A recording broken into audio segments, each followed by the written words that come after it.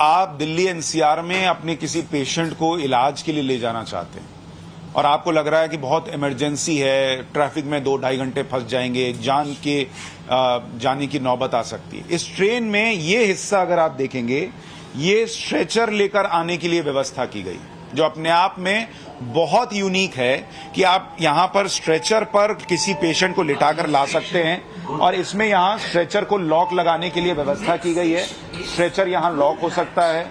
अगर कोई व्यक्ति व्हील चेयर से आया है तो व्हील चेयर वालों के बैठने के लिए अलग से सीट्स बनाई गई हैं। तो ये दिव्यांगों के लिए व्यवस्था है और ये अपने आप में सबसे कमाल की चीज है कि बहुत बार ऐसा होता है कि जिंदगी और मौत का सवाल हो, आपके पास वक्त नहीं है, आप ट्रैफिक में समय नहीं बर्बाद कर सकते, एम्बुलेंस तक ट्रैफिक जैम में फंस जाती है।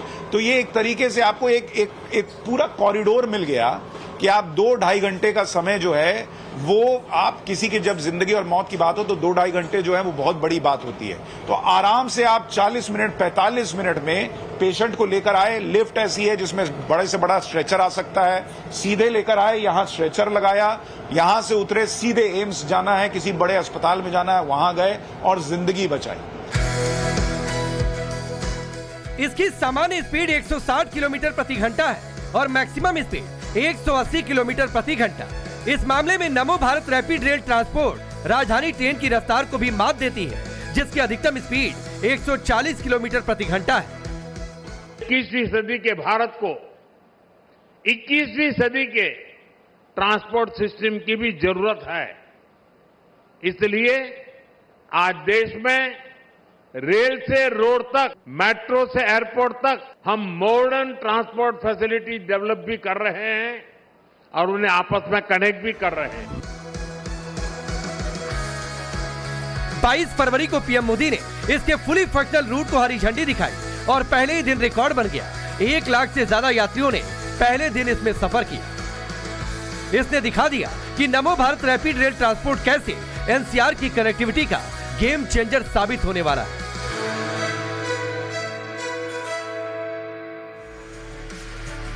एनसीआर ट्रांसपोर्ट कॉर्पोरेशन का अनुमान है कि अगले 5 से 7 सालों में दिल्ली एनसीआर में नमो भारत रेल ट्रांसपोर्ट में सफर करने वाले यात्रियों की संख्या 8 गुना तक पहुंच जाएगी, यानी रोजाना 8 लाख से भी ज्यादा। यानी फ्यूचर के राष्ट्र गर्व की नई कहानी लिखने का इशारा नमो भारत ने अभी से दे दिया है। दिल्ली एनसीआर का ये रैपिड रेल सिस्टम अब ताल ठोक कर कह रहा, जब इच्छा शक्ति हो तो भारत दुनिया को पीछे छोड़ सकता है। नमो भारत एक और मायने में स्पेशल है। दिल्ली मेरठ रूट कॉरिडोर पर दौड़ रही नमो भारत का दुनिया का पहला ऐसा आरआरटीएस सिस्टम है जहां रैपिड रेल और मेट्रो के लिए एक ही इंफ्रास्ट्रक्चर यानी एक ट्रैक और रूट का इस्तेमाल हो रहा है। यह बेहद सूझबूझ वाला आइडिया था। मोदी सरकार ने इससे करीब 10,000 करोड़ रुपए का एक्स्ट्रा खर्च बचा लिया। इसे अगर आप छोटी मोटी बचत समझ रहे हैं तो आपको बता दूं कि दिसंबर 2025 में मध्य प्रदेश की राजधानी भोपाल में जो मेट्रो सेवा शुरू हुई उसकी लागत इतनी ही है 10,000 करोड़ रुपए, जितने इस प्रोजेक्ट में बचाए गए। इसलिए मोदी सरकार के इस आइडिया ने भारत के उन बड़े शहरों में भी रैपिड रेल ट्रांसपोर्ट सिस्टम की उम्मीद जगा दी जहां मेट्रो पहले से चल रही है, लेकिन इंडस्ट्रियल बेल्ट उनकी शहरी सीमा से बहुत बाहर तक फैल चुका है और जनसंख्या का दबाव बढ़ता जा रहा है। तो चलिए अब आपको नमो भारत की बिग पिक्चर दिखाना शुरू करता हूं। दिल्ली मेरठ के बाद अब गुरुग्राम फरीदाबाद नोएडा रूट पर नमो भारत दौड़ाने की तैयारी। हरियाणा सरकार ने इसके लिए 64 किलोमीटर लंबे नमो कॉरिडोर को मंजूरी दी है। इस पर दिसंबर 2026 से काम भी शुरू हो जाएगा और दावा यह है कि अगले 4.5 साल में यानी 2031 से पहले नमो भारत का यह दूसरा कॉरिडोर भी ऑपरेशनल हो जाएगा। हरियाणा का नमो भारत कॉरिडोर गुरुग्राम के इफ्को चौक से शुरू होगा। इसे फरीदाबाद के बाटा चौक होते हुए नोएडा सेक्टर 142 और ग्रेटर नोएडा के सूरजपुर तक ले जाने की प्लानिंग है। नमो भारत के इस दूसरे कॉरिडोर का 52 किलोमीटर का हिस्सा हरियाणा में होगा, जिसमें गुरुग्राम में 2 इंटीग्रेटेड आरआरटीएस मेट्रो स्टेशन होंगे और 6 मेट्रो ओनली स्टेशन होंगे। इसकी अनुमानित लागत 15,000 करोड़ रुपए बताई जा रही है। एक खास बात और जान लीजिए, नमो भारत की तीसरी कड़ी भी यहीं से जुड़ेगी, जो दिल्ली बावल आरआरटीएस कॉरिडोर है। मोदी सरकार ने इसे जनवरी में मंजूरी दे दी।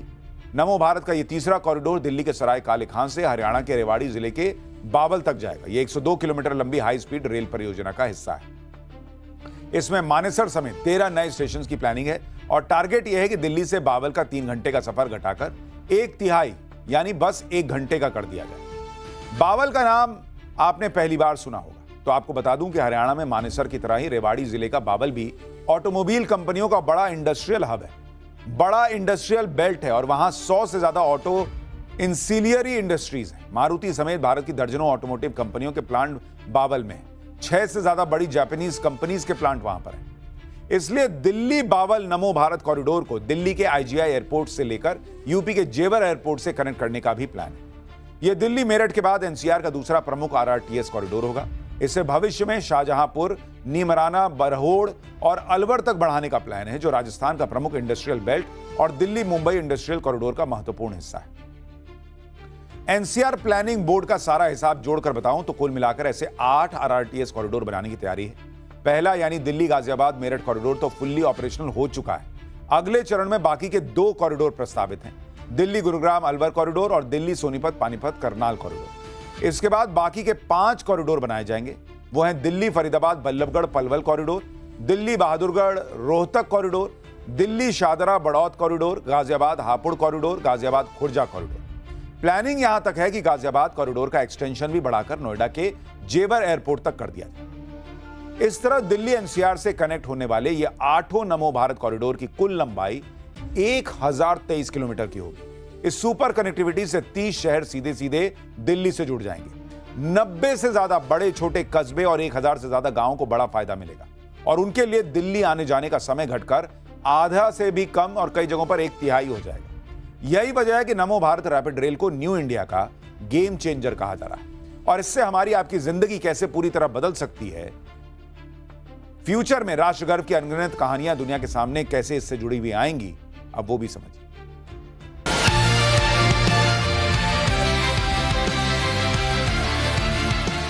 यह है फ्रांस की राजधानी पेरिस का आरईआर रैपिड ट्रेन, जो पेरिस के गोल दायरे में आने वाले 250 से ज्यादा छोटे बड़े शहरों और कस्बों को एक साथ जोड़ता है।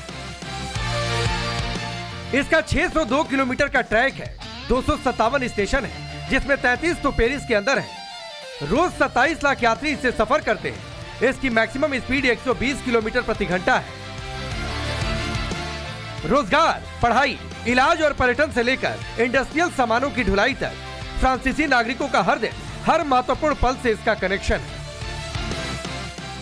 राष्ट्र गर्व में फ्रांस के रैपिड रेल सिस्टम की यह तस्वीर आपको इसलिए दिखा रहा ताकि आप अनुमान लगा सके कि नमो भारत आने वाले सालों में कैसे हमारा आपका ब्राइट फ्यूचर गढ़ेगा। फ्रांस में आरईआर रैपिड रेल सेवा 1977 से शुरू हुई और इससे अगले 10 साल में पेरिस और उसके अलग अलग इलाकों में रोजगार 9 से 13% तक बढ़ गया। हाई स्किल्ड लोग आरईआर स्टेशनों के पास रहने लगे, जिससे घर, दुकान, जमीन यानी कि रियल एस्टेट की जबरदस्त ग्रोथ हुई। कारों का इस्तेमाल घटा, पब्लिक ट्रांसपोर्ट का इस्तेमाल 70% तक घट गया, जिससे पेरिस का पॉल्यूशन 30 से 55% तक घट गया। लोगों की सेहत सुधरी, प्रदूषण से होने वाली बीमारियों और मौतों में बड़ी गिरावट आई। इस तरह पेरिस साफ सुथरा और सस्टेनेबल शहर बन पाया। अगले 5 से 10 साल में ऐसे चमत्कारी बदलाव दिल्ली में देख सकते हैं। नमो भारत के शुरू होने से ऐसा अनुमान लगाया जा रहा है और ऐसा इसलिए पूरी तरह संभव है कि हमारे सामने फ्रांस की आरईआर रैपिड रेल जैसे और भी रोल मॉडल हैं।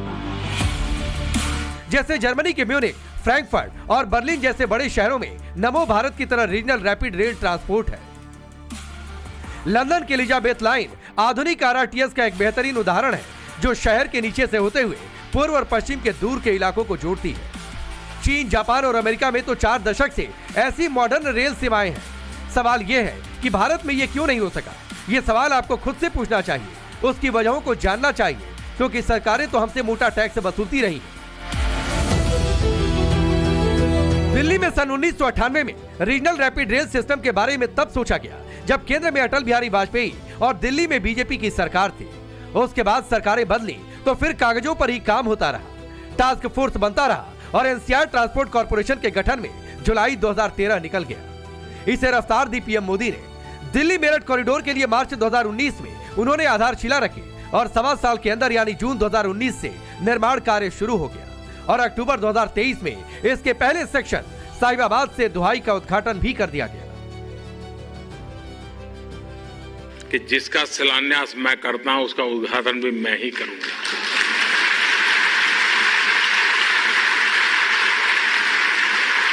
और उसमें अहंकार नहीं था, सार्वजनिक कमिटमेंट रहता था उसमें, और उसके कारण मेरे सभी साथियों को इन कामों को लिए जुटे रहना पड़ता था और उससे परिणाम भी मिलते थे। और इस कार्य संस्कृति को न सिर्फ हमें अपनाए रखना है, बल्कि हर स्तर पर इसका विस्तार होना बहुत जरूरी है। एनसीआर प्लानिंग बोर्ड के मास्टर प्लान का हिसाब बताऊं, दिल्ली मेरठ नमो भारत कॉरिडोर की प्लानिंग तो साल 2032 के लिए, लेकिन पीएम मोदी ने इसे 6 साल पहले ही जमीन पर उतार दिया। उन्होंने मार्च 2019 में जब नमो भारत रैपिड रेल की बुनियाद रखी, उसी साल दिसंबर में कोविड-19 ने दस्तक दी। लेकिन मोदी सरकार ने नमो भारत का काम रुकने नहीं दिया और उसे समय से पहले ट्रैक पर दौड़ा दिया। देश को विकास की राह पर जल्द से जल्द ले जाने का यह जज्बा, पिछली सरकारें यही जज्बा दिखाती तो इसी रफ्तार से, इसी संकल्प से परियोजनाओं को पूरा करने में जुटती तो हम सबको राष्ट्र गर्व की और कहानियां मिल सकती थी। उसी कमी की भरपाई अब जाकर हो रही है। दिल्ली एनसीआर को 8 नमो भारत कॉरिडोर की तैयारी है, तो वहीं भारत के कई बड़े शहर भी उम्मीदें बांधे बैठे कि उन्हें भी रैपिड रेल की सौगात जरूर मिलेगी।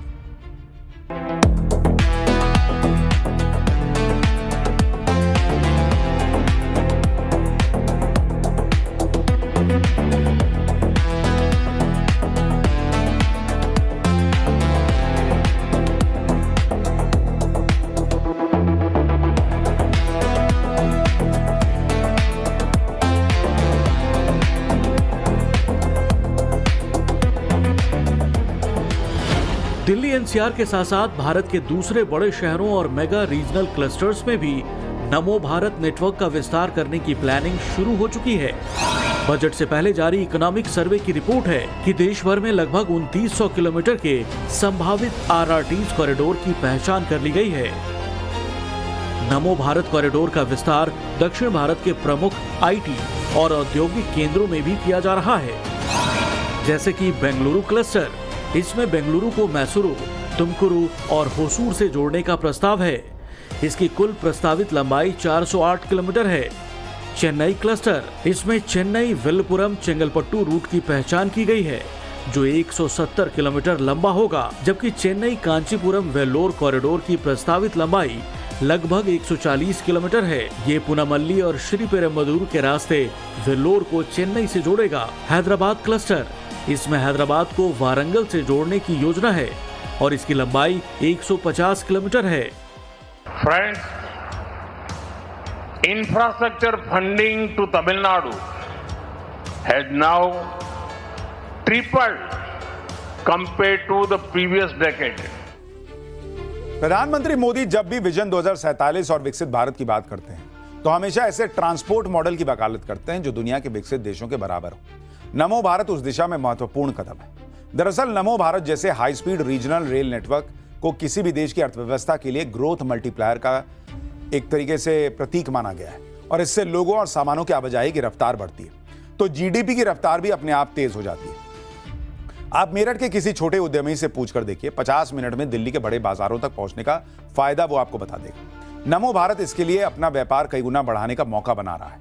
भारत का लक्ष्य 2047 तक विकसित भारत बनाना है, तो उस लिहाज से नमो भारत जैसे प्रोडक्ट्स का रोल और महत्वपूर्ण हो जाता है, क्योंकि इससे कनेक्टिविटी सुधरती है और इंफ्रास्ट्रक्चर पर होने वाले भारी खर्च से रोजगार पैदा होगा, जो जीडीपी में सीधा योगदान देगा। एक बार फिर बात दिल्ली मेरठ के बीच चलने वाली नमो भारत की। इसे भारत के विकास का नया ब्लूप्रिंट क्यों कहा जा रहा है, अब वो समझ लीजिए। इसकी वजह से दिल्ली मेरठ समेत दिल्ली एनसीआर के कई शहर एक यूनिट की तरह काम कर सकेंगे। वहां नए इंडस्ट्रियल बेल्ट और एजुकेशनल हब विकसित होंगे। दिल्ली मेरठ, दिल्ली अलवर और दिल्ली पानीपत जैसे आरआरटीएस कॉरिडोर इंडस्ट्रियल बेल्ट को सीधा जोड़ेंगे तो ईज ऑफ डूइंग बिजनेस को बढ़ावा मिलेगा।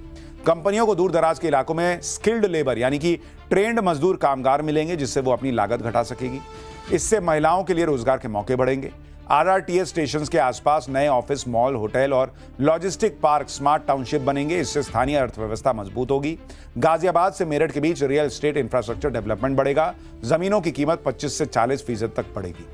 किसानों को इसका फायदा मिलेगा। अनुमान तो यह है कि इससे दिल्ली मेरठ एक्सप्रेसवे पर गाड़ियों का दबाव 20% तक कम होगा।